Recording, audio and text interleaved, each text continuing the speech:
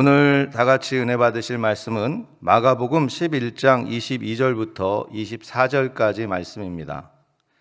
마가복음 11장 22절부터 24절까지의 말씀을 다 같이 봉독하겠습니다. 예수께서 그들에게 대답하여 이르시되 하나님을 믿으라. 내가 진실로 너희에게 이르노니 누구든지 이 산더러 들리어 바다에 던져지라 하며 그 말하는 것이 이루어질 줄 믿고 마음에 의심하지 아니하면 그대로 되리라. 그러므로 내가 너희에게 말하노니 무엇이든지 기도하고 구하는 것은 받은 줄로 믿으라. 그리하면 너희에게 그대로 되리라. 아멘. 예수님께서 예루살렘에 입성하신 후에 예루살렘 성에서 계속 머무신 것이 아니라 저녁 때마다 예루살렘 성을 떠나셨어요. 거기에서 주무실 수가 없었기 때문에도 그랬지만 그 인근에 3km 정도 떨어진 곳에 베단이라는 마을이 있었습니다.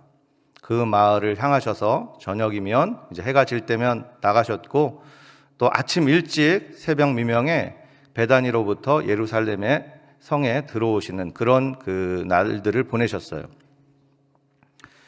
그 베다니로 가는 예루살렘 성과 베다니를 오고 가는 그 가운데에 이제 무화과 나무들이 많았어요.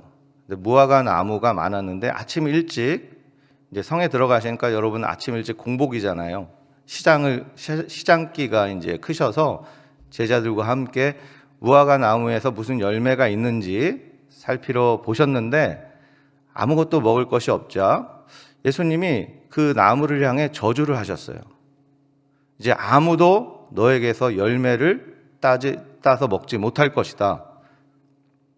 그리고 얼마가 지났는데 또 아침에 일찍 예루살렘으로 들어가는 길에 제자들이 보고 깜짝 놀랐어요. 왜냐하면 그 무화과 나무가 말라 죽어 있었기 때문이죠. 오늘 본문 말씀은 이제 그 놀라는 제자들에게 예수님께서 하시는 말씀이에요. 내가 진실로 너희에게 이르노니 누구든지 이 산더러 들리어 바다에 던져지라 하며 그 말하는 것이 이루어질 줄 믿고 마음에 의심하지 아니하면 그대로 되리라. 이 말씀은 무슨 말씀인가? 똑같은 말씀을 마태복음 21장 21절에서 이렇게 말씀해요. 내가 진실로 너희에게 이르노니 만일 너희가 믿음이 있고 의심하지 아니하면 이 무화과 나무에게 된 이런 일만 할 뿐 아니라 이 산더러 들리어 저 바다에 던지우라 하여도 될 것이다. 주님께서는 제자들에게 그러니까 크고 놀라운 응답을 받으려면 어떻게 해야 하는지 그 비결을 가르쳐주고 계신 것입니다.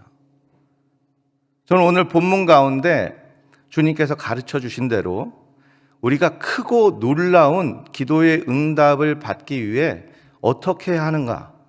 세 가지로 그것을 살펴보고 깨달은 바 은혜를 나누고자 합니다. 첫 번째입니다.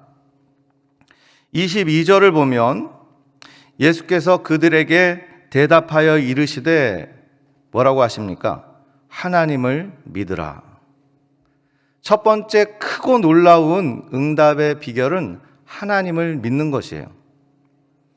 그런데 우리가 그냥 하나님을 믿으라 하면 이게 마음에 잘 안 와닿습니다. 이 원래 말이 무슨 말인지 여러분들 한번 들어보세요. 하나님의 믿음을 가지라. 하나님의 믿음을 가지라는 거예요. 단순히 그냥 우리나라 말로 알아듣기 쉽게 하나님을 믿으라 이래도 뜻이 통하지만 원래의 말은 하나님의 믿음을 가지라는 말입니다. 이게 무슨 말인가? 인간적인 차원의 믿음이 아니라 하나님 차원에서 하나님이 바라보시는 하나님이 생각하시는 그 믿음을 가지라는 말씀인 것입니다. 하나님의 믿음이 무엇인가? 우리 로마서 4장 17절을 보면 우리가 그것을 잘 알 수 있는데요. 기록된 바 내가 너를 많은 민족의 조상으로 세웠다 하심과 같으니 그가 믿은 바 하나님은 죽은 자를 살리시며 없는 것을 있는 것으로 부르시는 이시니라. 하나님의 믿음이 무엇이냐? 쉽게 말하면 없는 것을 있는 것처럼 부르는 게 하나님의 믿음입니다. 보이지 않는 것을 보는 것처럼 믿는 것이 하나님의 믿음이에요. 들리지 않고 잡히지 않는 것을 마치 내 앞에 있는 것처럼 바라보는 것, 그것이 하나님에 속한 믿음이라는 것입니다. 창세기 1장을 보십시오. 창세기 1장에 보면 하나님께서 세상을 창조하시는 장면이 나오는데, 이 창조는 어떤 있는 물질을 가지고 창조한 것이 아니었어요. 아무것도 없는 상태에서 세상을 창조하십니다. 근데 제일 처음 창조하신 게 어떻게 무엇을 창조하셨는지 한번 보십시오. 하나님께서 빛이 있으라 하시니 빛이 있었다. 아무것도 없었어요. 빛을 비출 만한 어떤 광원도 없는 그 상황에서 없는데 있는 것처럼 말씀하시는 거예요. 그러자 빛이 생겼다고 성경은 우리에게 가르쳐주고 있습니다. 그러니까 하나님의 믿음이라는 것은 우리들의 이성과 논리를 초월하는 그것이에요. 우리가 생각할 때 될 것 같고 우리가 바라볼 때 이것이 가능할 것 같은 것을 구하는 것은 인간적인 차원의 믿음이에요. 그것이 나쁜 것은 아닙니다. 하지만 중요한 건 크고 놀라운 응답을 받으려면 내 수준이 아니라 하나님의 수준의 믿음을 가져야 된다는 것입니다. 창세기 15장 5절에 보면 그를 이끌고 밖으로 나가 이르시되 하늘을 우러러 무뼈를 셀 수 있나 보라. 또 그에게 이르시되 내 자손이 이와 같으리라. 아브라함이 야훼를 믿으니 야훼께서 이를 그의 의로 여기시고 라고 말씀하고 있습니다. 아브라함에게 하나님이 찾아오셨는데 아브라함이 이렇게 말했어요. 큰 복을 주시겠다니까 저는 제 자손도 없습니다. 제 아들도 없어요. 나에게 있는 것은 저 종 엘리에셀밖에 없습니다. 저 엘리에셀을 내 후사로 삼게 해주셔서 하나님 그 복을 주시옵소서. 하나님이 그것이 아니다. 아브라함은 지금 자기 인간적인 차원에서만 생각하는 거죠. 아무리 계산을 하고 따지고 논리적으로 생각해봐도 이제 나는 이제 좀 있으면 나이가 들고 죽는데 복을 받으려면 내 후손이 있어야 되는데 후손이 없으니까 엘리에셀에게 내 종에게 복을 주십시오라고 말을 하고 있는 것입니다. 그런데 하나님 그것이 아니라고 하면서 아브라함을 이끌고 깜깜한 밤하늘 아래로 나가셨어요. 그때는 이제 미세먼지니 이런 것도 없었으니까 얼마나 그 하늘이 맑았겠습니까? 까만 하늘에 수도 없이 펼쳐진 그 은하수, 그 별들을 보시면서 한번 저 별을 셀 수 있으면 세어보라. 당연히 못 세죠. 그러면서 하나님이 하시는 말씀이 네 자손이 저 별처럼 많게 될 것이다. 그러니까 아브라함이 믿었어요. 아브라함이 믿었는데 로마서 4장 18절에 보면 어떻게 믿었냐면 바랄 수 없는 중에 바라고 믿었다고 했어요. 그러니까 아브라함의 인간적인 차원으로는 볼 때는 답이 없어요. 그런데 하나님이 보시는 것처럼 아브라함도 보기 시작했다는 겁니다. 하나님의 믿음을 가졌다는 거예요. 그러자 하나님께서 감탄하셨고 이를 그의 믿음으로 의로 여기셨다고 말씀하고 있는 것입니다. 아브라함이 가진 믿음을 하나님께서 인정하신 것은 아브라함이 인간적인 차원에서 믿기로 작정한 것이 아니라 자신은 믿을 수 없는 상황이지만 그것을 초월하여 하나님께서 보시는 것처럼 보고 하나님께서 생각하시는 것처럼 생각하기로 작정했다는 것이에요. 크고 비밀한 일, 우리 여러분이 다 그 기도 가운데 응답 받기를 축원합니다. 그러려면 먼저 여러분이 가진 인간적인 차원의 생각, 그 논리를 벗어나야 됩니다. 하나님의 믿음을 가져야 합니다.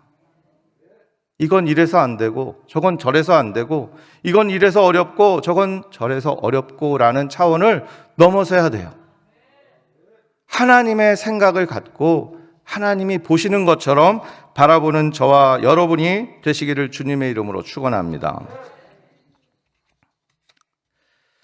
두 번째 비결입니다. 다 같이 한번 따라하겠습니다. 산에게 말하라. 우리가 크고 놀라운 응답을 경험하기 위해서 우리가 그 기도의 제목, 우리에게 다가온 문제에 대해서만 말하지 말고 그 문제를 향해서 말해야 합니다. 제자들이 무화과 나무가 말라 죽은 것을 보고 왜 놀랐습니까? 귀도 없고, 그러니까 들을 수도 없고, 살아있는 사람과 같은 움직이는 그런 것도 아닌데 예수님이 저주하셨더니 그대로 된 것을 보고 놀란 것이에요. 예수님이 그 나무에게 말하시니까 나무가 순종한 것이죠. 예수님 말씀대로 됐다는 것 때문에 깜짝 놀란 것 아닙니까?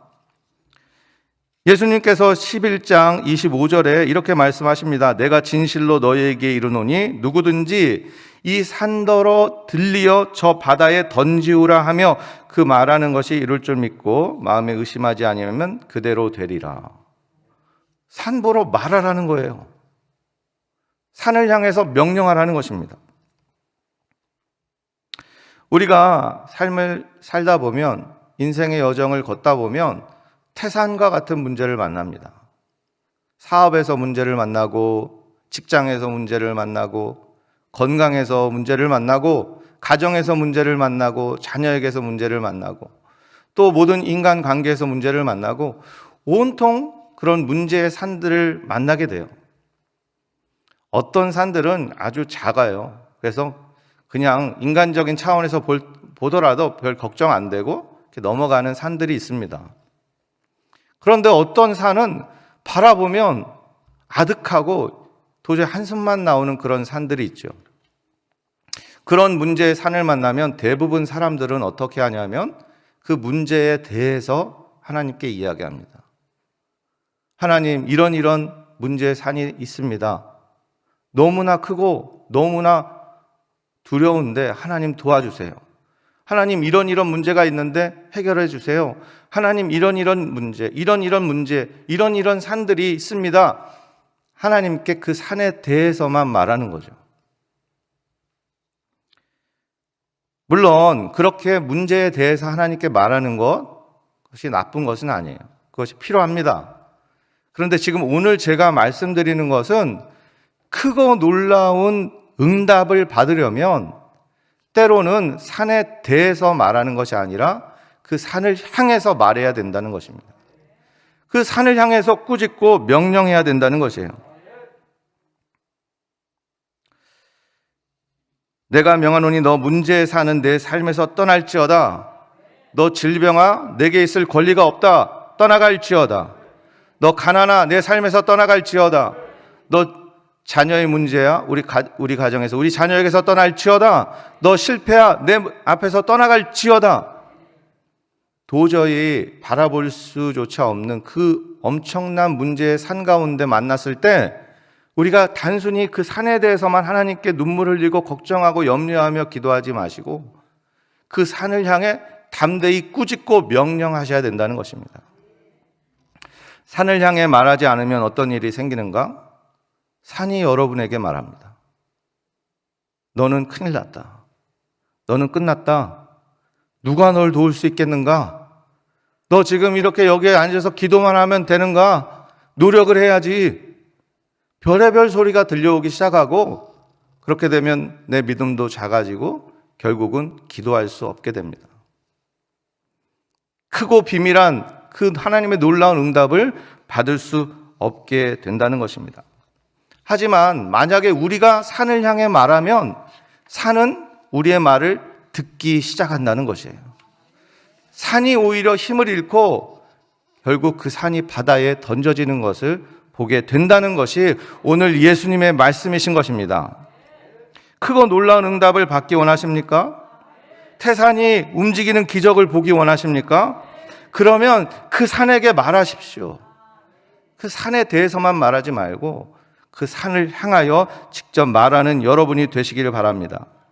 예수님은 산을 보고 말씀하셨고 나무를 보고 말씀하셨습니다. 또 호수를 보고 말씀하셨고 바람을 보고 말씀하셨어요. 죽은 사람을 보고 말씀하셨습니다. 예수님이 가르쳐 주신 믿음입니다. 마지막입니다. 세 번째, 다 같이 따라 하시겠습니다. 의심하지 말라. 의심하지 말라. 우리가 기도하는 가운데 크고 놀라운 응답을 받으려면 의심하지 말아야 됩니다. 근데 의심이라는 것이 자세히 생각해보면 두 가지가 있어요. 첫 번째 의심은 뭐냐면 기도의 내용에 대한 의심이에요. 아니, 어떻게 산이 바다에 던져질 수가 있는가? 이게 말이 되는 기도인가? 이 의심이 싹트기 시작한다는 것입니다. 기도하고 구하는 바, 우리의 기도의 내용에 대해서 자꾸 의심이 들고 타협하게 되고 자꾸만 인간적인 생각으로 그것을 조종하게 된다는 말이에요. 이것이 정말 가능할까? 마음 한편에서는 가능하다고 믿지만 다른 한편에서는 이것은 불가능하다라고 자꾸만 의심의 화살을 던진다는 말입니다. 이럴 때 어떻게 해야 되는가? 기도의 내용이 너무 이것은 엄두가 안 나는 기도다 할 때 어떻게 해야 되는가? 아까 처음에 말씀드린 그것이 바로 이것의 해결책이 되는데요. 하나님의 믿음을 가져야 돼요. 더 구체적으로 한 비결을 알려드리겠습니다. 어떻게 하나님의 믿음을 가질 수 있는가? 하나님 앞에 기도할 때 하나님과 나를 비교하면서 기도하세요. 이게 무슨 말인가? 나는 할 수 없지만 하나님은 하실 수 있습니다. 이러면은 기도의 내용이 이제 나는 믿을 수 없지만 하나님을 하실 수 있다는 그 믿음으로 변하기 시작합니다. 나는 방법이 없지만 하나님은 방법이 있습니다. 나는 두렵지만 하나님은 평안을 주십니다. 내 생각은 짧지만 하나님의 생각은 깊습니다. 자꾸만 저 밑에서 하나님 도와주세요, 하나님 살려주세요 걱정하고 눈물 흘리며 기도하지 마시고 저 높이 하나님의 차원까지 올라가셔서 내려다보시면서 하나님의 눈으로 기도하는 여러분이 되어야 될 줄 믿습니다. 이것이 바로 기도의 내용에 드는 의심을 물리치는 비결입니다. 두 번째 의심이 있어요. 우리에게 생기는 두 번째 의심이 있는데 그것이 뭐냐면 기도하는 내 자신을 볼 때 드는 의심입니다. 나 같은 사람이, 나같이 초라하고 보잘것없는 사람이, 나같이 가진 것도 없고 나같이 연약하고 나같이 정말 나이도 많고 내가 할 수 있는 것도 없는 이런 사람이 기도한다고 될까? 하나님이 내 기도에 관심이나 가지실까? 이런 의심이 생겨요. 아무리 뜨겁게 기도하고 하더라도 어느 순간 갑자기 자신의 상황과 형편을 보면 너무너무 낙심이 되는 거죠. 이런 의심을 물리치고 벗어나야 한다는 것입니다. 그 의심을 벗어날 때 하나님의 큰 기적이 우리에게 다가오는 것을 알 수 있는데 그렇다면 이런 의심은 어떻게 벗어나야 하는가? 24절에 보면 기도하는 것 그리고 구하는 것은 받은 줄로 믿으라 이런 말씀이 있어요. 그런데 여기서 주목해야 되는 것이 받은 줄로 믿으라라는 말이 아니라 기도하는 것과 구하는 것에 있어요. 무슨 말이냐면 기도하는 것과 구하는 것이라는 말은 지금 특별하게 다 현재형으로 쓰고 있습니다. 이 신약 성경을 쓴 헬라어에서 이제 시제라는 것이 시간의 순서를 말하지 않아요. 굉장히 특이한데, 그러니까 과거, 현재, 미래를 말하는 것이 아니라 그 글을 쓰고 있는 시점의 그 주인공 또는 저자의 관점을 나타내는 말이에요. 이게 더 쉽게 말씀드리면 무슨 말이냐면 기도하는 것, 구하는 것이 현재형으로 쓰였다는 것은 무슨 말이냐? 지금 기도하고 있다는 지금 현재, 구하고 있는 지금 이 현재의 일, 이것에 관심이 있다는 거예요. 24절을 다시 말해보면 너희가 지금 기도하고 있느냐? 너희가 지금 구하고 있느냐? 그런 기도하는 삶을 살고 있느냐? 그러면 받은 줄로 믿어라. 이 말씀이에요. 그런데 기도하지도 않고 구하지도 않고 또는 기도하다가 포기하고 있고 쉬고 있다면 너 그거 받을 일이 없다는 것입니다. 여러분들 자신을 초라하고 정말 나약하고 연약하게 느껴질 때, 의심이 생길 때 여러분들 이 말씀을 기억하십시오. 나는 정말 초라하고 연약하지만 내가 지금 이 기도를 놓지 않고 계속해서 하나님 앞에 나가 구하고 있는가? 그런 삶을 살고 있는가? 그렇다면 거기에 기도의 응답의 증거가 있는 것입니다. 하나님께서 반드시 그렇게 기도하는 사람의 기도에 응답하실 줄 믿습니다. 또 이런 그 두 번째 의심을 벗어나려면 구한다는 말을 좀 생각해 보아야 합니다. 구한다는 말은 무엇을 요구한다는 말이에요. 당당하게 그것을 요청한다는 말이에요. 계속해서 찾고 그것을 요구하는 것, 그것이 무엇이냐? 이런 자세가 필요한다는 것입니다. 나는 정말 자격이 없고 그것을 구할 만한 그런 사람이 아닌 것처럼 느껴진다 하더라도 담대하게 구해야 한다는 것이에요. 하나님의 자녀가 아닙니까? 그 예수님, 하나님의 아들을 십자가에 아끼지 않고 주셨는데 무엇을 우리에게 주시지 않겠습니까? 이것이 성경에서 말하고 있는 것이 아닙니까? 담대한 믿음을 가지고 하나님께 계속해서 뻔뻔하게 구하는 것, 그것이 우리 하나님의 크고 놀라운 응답받는 그 비결 가운데 의심을 물리치는 우리 방법이라는 것을 아셔야 합니다. 요한일서 5장 14절 이하에 그를 향하여 우리가 가진 바 담대함이 이것이니 그의 뜻대로 무엇을 구하면 들으심이라. 우리가 무엇이든지 구하는 바를 들으시는 줄을 안즉 우리가 그에게 구한 그것을 얻은 줄을 또한 아느리라. 이 담대함이 있다면 하나님 앞에 우리가 구하는 것을 받게 된다는 것이에요. 요한복음 15장 7절에 너희가 내 안에 거하고 내 말이 너희 안에 거하면 무엇이든지 원하는 대로 구하라. 그리하면 이루리라. 이 두 곳에서 전 핵심을 어디에다 두냐면 담대함에 두고 싶습니다. 하나님 앞에 솔직히 인간적인 차원으로 보면 하나님 앞에 설 수 있는 사람이 누가 있겠습니까? 누가 구할 수 있는 자격이 있겠습니까? 여기에서 말하는 것은 무엇이냐? 인간적인 자격을 말하는 것이 아니라 믿음의 자격을 말하는 것이에요. 우리가 정말로 하나님을 믿는다면, 그 하나님께서 그 독생자를 우리에게 주신 것을 믿는다면 그 믿음을 가지고 담대하게 염치불구하고 구하라는 것이에요. 그 자세를 잃지 않아야 내 자신의 초라한 내 자신을 볼 때 들려오는 그 밀려오는 의심을 물리칠 수 있는 것입니다. 말씀을 정리하겠습니다. 그냥 기도의 응답이 아니라 크고 놀라운 기도의 응답을 받으려면 어떻게 해야 하는가? 첫 번째, 하나님의 믿음을 가져야 합니다. 하나님 차원의 하나님께 속한 수준의 믿음을 갖는 저와 여러분 되시기를 주님의 이름으로 축원합니다. 두 번째입니다. 산에 대해서 말하지 말고 산을 향해서 말해야 합니다. 산에게 말하지 않으면 산이 말을 걸기 시작합니다.